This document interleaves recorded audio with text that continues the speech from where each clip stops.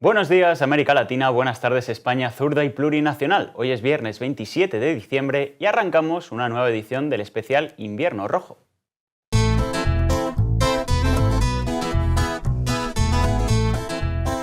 Y comenzamos hoy hablando de violencia sexual. Según las últimas cifras publicadas por el Ministerio del Interior, España ha superado por primera vez las 20.000 víctimas de delitos sexuales, duplicando así las registradas en 2015. Nunca antes las estadísticas habían superado esta barrera, aumentando un 15% el número de casos respecto al año anterior. Dentro de esta estadística, bajo el nombre de delitos contra la libertad sexual, se incluyen las agresiones sexuales, el acoso sexual, delitos relativos a la prostitución o pornografía de menores, entre otros. De todos estos casos, las agresiones y abusos sexuales fueron los delitos que más víctimas se cobraron, con un 60% del total. Además, este informe señala que el 42,5% de las víctimas de delitos contra la libertad sexual registradas en 2023 tenía menos de 18 años, prácticamente la mitad de las denuncias. Hay que apuntar que, como señalan muchos estudios, esto es solo la punta del iceberg y que tras las cifras oficiales se esconde una realidad peor. Y mientras esto ocurre, menos de la mitad de las provincias españolas tienen abiertos los centros de crisis 24 horas para víctimas de violencia sexual, requeridos por la ley Solo sí es sí.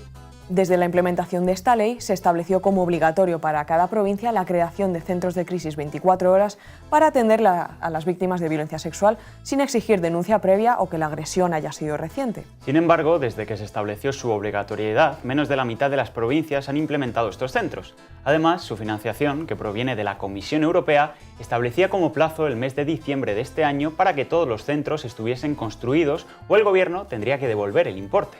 A pesar de que todas las provincias recibieron entre 2021 y 2023 los fondos para construir estos centros, el Ministerio de Igualdad tuvo que pedir una prórroga del plazo dada la inacción de las comunidades autónomas. Ahora que la fecha final se acerca, muchas comunidades están apresurándose, prometiendo que los centros estarán construidos antes del límite. Nos vamos ahora hasta Valencia, donde tenemos una nueva versión de la supuesta comida que tuvo el presidente de la Generalitat, Carlos Mazón, en plena alerta roja por la Dana y por la que llegó tarde a la reunión del CECOPI. Primero se dijo que era una comida privada, luego que era un almuerzo de trabajo, que más tarde se concretó que era una comida que Mazón compartió con la periodista Maribel Vilaplana en el Ventorro. Pues bien, en su enésima versión, la Generalitat se niega a presentar la factura de dicha comida porque afirman que Mazón no acudió como presidente, sino como líder del PP. Según este argumento, el día de la Dana, Mazón dejó de ser presidente de la Generalitat durante 3 horas en plena alerta roja por temporal. Asimismo, esta versión, que ya veremos si es cierta, le sirve a Mazón para ocultar el coste y el contenido del supuesto almuerzo que justificaría que estuvo allí presente y por cuánto tiempo estuvo. Ante esta nueva versión de Mazón, desde el Partido Popular eluden cualquier tipo de responsabilidad y aseguran que desconocen si el PP valenciano pagó la comida. Ante las constantes contradicciones y cambios de versión de Mazón, la portavoz del PP, Esther Muñoz, intenta desviar el foco. Con respecto a la comida del señor Mazón, mire, el gobierno de la Generalitat ha dado sus explicaciones, la comida no la ha pagado la Generalitat, yo no sé si la ha pagado el partido, los presidentes autonómicos son a su vez, en la mayoría de los casos, presidentes de partido y en ese sentido tienen las propias comidas. Yo creo que se ha hablado mucho sobre esa comida y yo creo que lo que debemos centrarnos ahora mismo es en la reconstrucción de Valencia. Eso es lo que están esperando todos los valencianos. Por su parte, Mazón afirma que lo suyo es la autocrítica. Yo sí que pertenezco a un gobierno que hace autocrítica permanentemente, que sí que pertenezco a un gobierno que está tratando de avanzar en la recuperación. Mientras tanto, los vecinos de Paiporta, la localidad valenciana más afectada por el paso de la Dana, reconocen que estas navidades están siendo difíciles después de que muchos lo hayan perdido todo. Pues fatal, está fatal porque no hay nada que... Se han quedado la mayoría, se han quedado con lo puesto, porque la finca que había, bueno, que hay enfrente de la mía, se han quedado porque la casa estaba en ras del suelo, no tenía escaleras ni nada, y se han quedado con lo puesto. Y eso es muy, muy fuerte, eso es muy fuerte. Me da mucha pena. Muy triste, muy apagado, el pueblo está destruido, pues la gente no está contenta, está triste. Y el que ha tenido algún percance familiar, pues más todavía. Hablamos ahora de migraciones, y es que ayer contábamos que España se ha convertido en el país con las fronteras más mortíferas del mundo debido a sus cifras récord de migrantes fallecidos en la frontera sur desde que se tienen registros. Hoy, lamentablemente, esas cifras siguen aumentando. Alrededor de 70 personas han desaparecido en aguas marroquíes al hundirse una embarcación que se dirigía a España. Desde el gobierno de Mali detallan que el suceso tuvo lugar el pasado 19 de diciembre, cuando 80 personas se montaron en una embarcación improvisada rumbo a España y de los cuales solo se han encontrado 11 supervivientes. El Ministerio de Malienses en el extranjero e Integración Africana ha confirmado que 25 jóvenes malienses han sido formalmente identificados entre las víctimas mortales. La ruta migratoria del Atlántico, que recorre las costas atlánticas de Mauritania y Marruecos hasta España, sigue consolidándose como una de las más mortíferas del mundo, consecuencia del problema que supone la política migratoria racista y criminal. Cambiamos ahora de tema para hablar de crisis climática. Según un informe del grupo de científicos World Weather Attribution, el cambio climático añadió 41 días de calor peligroso a 2024, perjudicando la salud humana y provocando un sufrimiento implacable. El estudio advierte que todos los países deben prepararse para el aumento de efectos climáticos extremos con el objetivo de minimizar las muertes y daños en 2025. Los datos del informe señalan que 2024 añadió 41 días extra de calor peligroso, pero no solo eso. Además, señalan que el pasado 21 de julio fue el día más caluroso de media registrado en la Tierra, antes de que el 22 de julio batiera posteriormente ese récord. Los científicos de World Weather Attribution señalan que estas cifras seguirán aumentando cada año, amenazando la salud pública si los gobiernos no ponen las políticas verdes en el centro del debate. En el terreno internacional volvemos a la Franja de Gaza, donde Israel ha asesinado al menos 50 personas en un ataque contra el hospital Kamal Adwan. Tras la masacre, el ejército sionista ha ordenado este viernes la evacuación de todos los pacientes y sus acompañantes de este hospital gazatí después de asediar el centro médico con la intención de irrumpir en su interior. El director del hospital ha informado que los soldados israelíes asaltaron los edificios del hospital y prendieron fuego a las instalaciones, asesinando a 5 trabajadores sanitarios. Horas antes del ataque, el Ministerio de Salud de Gaza denunció un ataque de un robot israelí frente a un centro médico que hirió a un doctor gazatí y alertan que el sistema sanitario está siendo uno de los principales focos de ataque. El hospital Kamal Adwan acoge a unos 75 heridos junto a sus acompañantes y 180 trabajadores, según su director, lo que hace un total de unas 350 personas en su interior y donde la situación es crítica ante los continuos ataques de Israel. Esta nueva masacre eleva la cifra de asesinados por Israel en Gaza a 45.400 palestinos. Nos vamos ahora hasta Yemen. Este jueves el ejército israelí bombardeó el aeropuerto de Yemen, asesinando al menos 6 personas e hiriendo a otras 40. Los ataques israelíes contra objetivos civiles no solo se produjeron contra el aeropuerto internacional de Saná, también fueron bombardeados el puerto de Ras Isa y varias centrales energéticas circundantes. Según ha informado el portavoz oficial del Ministerio de Salud UTI, entre los heridos del ataque al aeropuerto se encontraba el copiloto del avión que transportaba al director de la Organización Mundial de la Salud. El director de la OMS, Tedros Adhanom Ghebreyesus, ha explicado en su cuenta de X que se encontraba a punto de subir a un avión en Saná cuando Israel perpetró el ataque. Tras el ataque israelí, el secretario general de la ONU, Antonio Guterres, calificó como especialmente alarmante la escalada de violencia de Israel en Yemen, subrayando que la legalidad internacional, incluyendo las leyes humanitarias, deben respetarse en todo momento. Terminamos este especial invierno rojo hablando de Trump y su expansionismo imperialista, tal y como lo narra nuestro compañero Alejandro López en su artículo en Diario Red. El próximo 20 de enero, Trump tomará posesión como presidente de los Estados Unidos.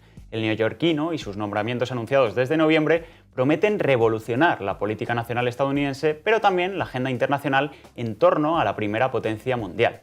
La prioridad del gabinete aparenta ser, de nuevo, China y el Indo-Pacífico, pero los perfiles de su administración y los antecedentes vividos durante su primer mandato dejan varias pistas más. Uno de los principales enfoques, según lo explicitado por el propio Trump, durante sus primeros años será el fin de las guerras interminables.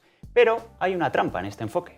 Como presidente, Trump apostó por un acuerdo con los talibanes para el cierre de Afganistán, sacó a Estados Unidos de Somalia, una decisión revertida por Joe Biden, y comenzó los planteamientos para salir tanto de Irak como de Siria.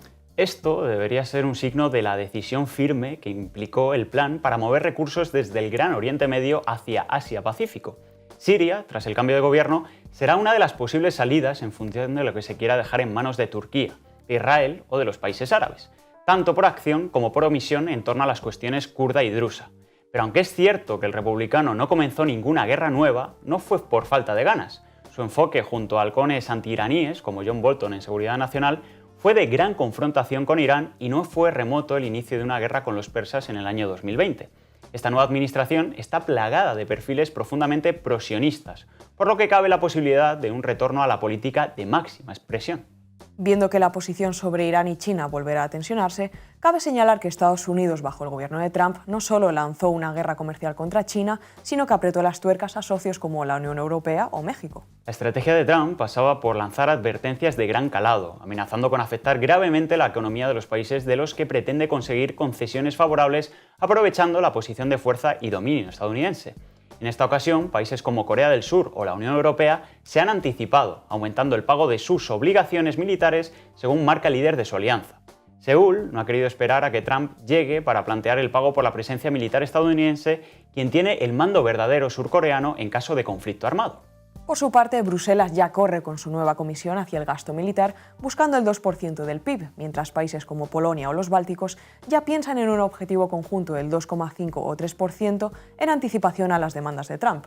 La consecución de gran parte de sus objetivos de largo recorrido, incluso de manera preventiva, legitima al republicano a exigir más. Pero los grandes afectados, en cuanto a la relación directa con la política nativista del nuevo liderazgo, parece que serán los países de América Latina. Mientras el sector próximo al vicepresidente J.D. Vance han mostrado gran interés en el cierre del conflicto ucraniano y una negociación directa con Rusia, el nuevo secretario de Estado podría ser uno de los protagonistas de la década. Si Estados Unidos no entró en guerra con Venezuela en el primer mandato de Trump, no fue porque el presidente no plantease incluso una invasión terrestre. Hasta el bolsonarismo y el uribismo entendían que tal acción sería un desastre humanitario, llegando a nivel de refugiados en Brasil o Colombia. La llegada de Marco Rubio devolverá un enfoque de máxima presión sobre países importantes para su electorado clave en Florida, estado que ha supuesto un hito histórico por la consolidación del crecimiento republicano entre los latinos. Cuba y Venezuela serán presionados, pero existe el debate de si se tolerará a Maduro sin lanzar una nueva operación Guaidó ante la necesidad de mantener los precios del petróleo, como ocurrió entre 2022 y 2024. Pero hay que traer a colación a un protagonista imprescindible como es México. Tanto Andrés Manuel López Obrador como Claudia Sheinbaum han sido críticos ante la posición de grandes sectores trumpistas en torno a la lucha contra las drogas. Trump ha señalado en varias ocasiones que los cárteles del narcotráfico mexicano deberían ser designados como organizaciones terroristas, lo que dotaría a Estados Unidos de la capacidad para intervenir directamente en México para combatirlos. Ya en su primer mandato, Trump amenazó a su vecino del sur con grandes aranceles y logró una renegociación de los acuerdos comerciales con México y Canadá. Además, logró que se aplicase una política de contención migratoria subrogada en la frontera con Guatemala y el avance de la construcción del muro fronterizo.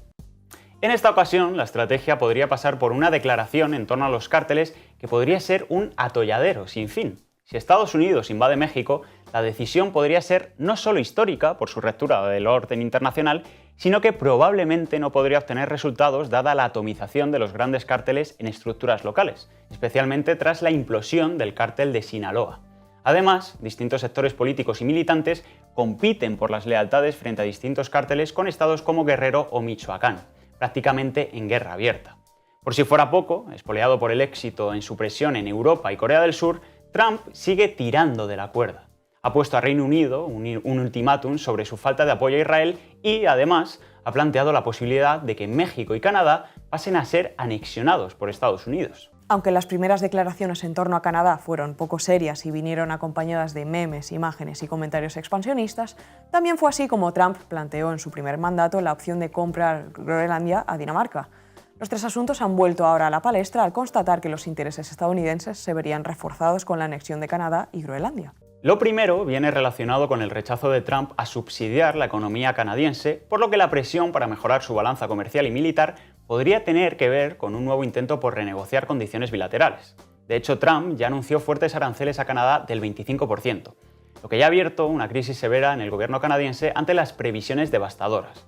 Por otro lado, la cuestión groenlandesa sirvió para mejorar las inversiones que Estados Unidos tenía en la isla y presionar así para evitar un giro geopolítico. Pero hubo un fuerte rechazo en Dinamarca ante el concepto patrimonial de la soberanía, como si se pudiera comprar su territorio. Del mismo modo, y como contábamos en programas anteriores, la última crisis tiene que ver con Panamá, ya que Donald Trump ha planteado recuperar la soberanía del estratégico Canal de Panamá ante el riesgo de que las inversiones chinas desplacen sus intereses nacionales. La entrega que Washington hizo a Panamá como parte de un tratado internacional en 1977 es firme. Sin embargo, la duda que arroja Trump sobre el asunto sería otra bomba sobre las normas del mundo. Países como Colombia, México y Venezuela han defendido el firme rechazo que ha expresado el gobierno panameño de José Raúl Mulino, quien concluyó que la soberanía e independencia de Panamá no son negociables. Sin duda, con su llegada a la Casa Blanca a la vuelta de la esquina, Trump está suponiendo un terremoto y un catalizador de dinámicas rupturistas en el mundo. Sus declaraciones amenazantes en las últimas semanas hacen ver que el trato como patio trasero a casi cualquier país del mundo donde Estados Unidos tenga intereses puede seguir siendo la norma. Y con esto terminamos por hoy. Recuerden hacerse socios y socias de Canal Red, que los necesitamos para seguir informando. Pueden suscribirse en la página web apoya.canalred.tv o en el QR que está apareciendo ahora mismo en pantalla. Despedimos aquí este especial Invierno Rojo. El próximo lunes vuelve la programación habitual a Canal Red con la base, el tablero, noticias básicas y demás contenidos. Ha sido un placer acompañarles esta semana. Sean felices.